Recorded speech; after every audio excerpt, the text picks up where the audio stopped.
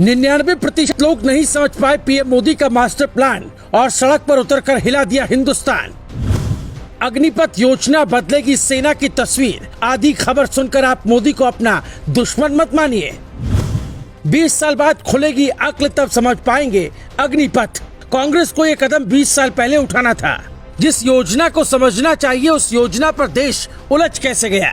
सेना में सिर्फ 4 साल की नौकरी, बात हवा में ऐसे फैली कि देखते ही देखते बिहार से लेकर हरियाणा तक विरोध होने लगा। लेकिन क्या आपने एक बार भी सोचा सरकार ऐसा क्यों कर रही है? अग्निपथ योजना पर आए उससे पहले हम आपको कुछ ऐसे आंकड़े दिखाना चाहते हैं जो आपकी आंखें खोल देगा और आप कहेंगे 20 साल बाद देश समझ पाएगा पीएम मोदी ने देश के लिए, देश की जनता से पंगा क्यों लिया था। 1962 में भारत और चीन के बीच युद्ध हुआ था। भारत की शर्मनाक हार हुई थी। जानते क्यों? भारत के पास ना तो सही संख्या में सैनिक थे, न ही हाईटेक हथियार। नतीजा चीन ने हरा दिया था। 2022-23 में भारत सरकार ने रक्षा के लिए 5,25,166 करोड़ का बजट पेश किया। इसमें करीब 20% यानी 1,19,000 करोड़ रुपए सरकार हर साल पेंशन में बांट देती है। हर साल सरकार 2,33,000 करोड़ जवानों पर खर्च करती है। इसमें हथियार शामिल नहीं है। सरकार के पास मात्र 40% बजट बचा है, जिससे आप दुनिया की मजबूत सेना बनना चाहते हैं। यानी कमाया लाखों लेकिन खाया पिया तो बचा नहीं हजारों। इसलिए आँख खोल कर देखिए ये रिपोर्ट। नई स्कीम का मकसद तीनों सेवाओं के वेतन और पेंशन खर्च को कम करना है। पिछले कुछ सालों में पेंशन का बोझ बढ़ा है और सरकार हथियार खरीदने वाला बजट भी पेंशन में बांट रही है।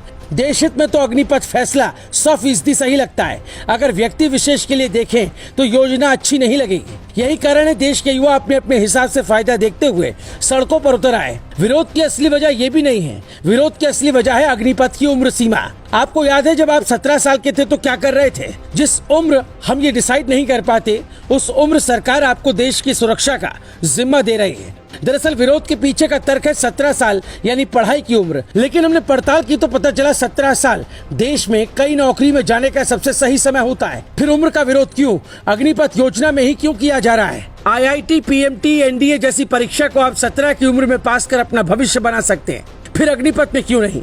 21 साल के बाद लगता है आप IAS बनना चाहते हैं तो आप बन सकते हैं, क्योंकि आमतौर पर लोग 21 साल में ग्रेजुएशन पूरा करते हैं।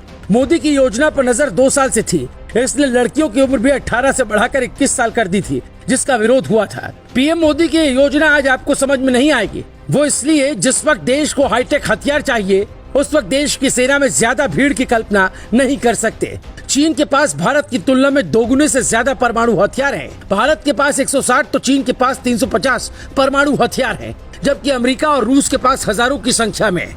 दावा ये तक किया जाता है कि पाकिस्तान में भी भारत से ज्यादा परमाणु हथियार है। पिछले कुछ सालों में चीन ने अपनी लॉन्च क्षमताओं का तेजी से विस्तार किया है, लेकिन भारत सिर्फ भर्ती और भीड़ तक ही अटका रहा। राष्ट्रपति शी जिनपिंग के नेतृत्व में चीन ने अपनी सेना पर बहुत अधिक निवेश किया और आज ये दुनिया की सबसे मजबूत सैन्य ताकत बनने की ओर तेजी से अग्रसर है, जबकि भारत सिर्फ राफेल पर कूद रहा है। वो डील सालों पहले हुई थी। हमें राफेल जैसी कई डील की जरूरत है, लेकिन वो संभव नहीं लगता, क्योंकि भारत में सबको अपने हिसाब से चाहिए नियम और कानून।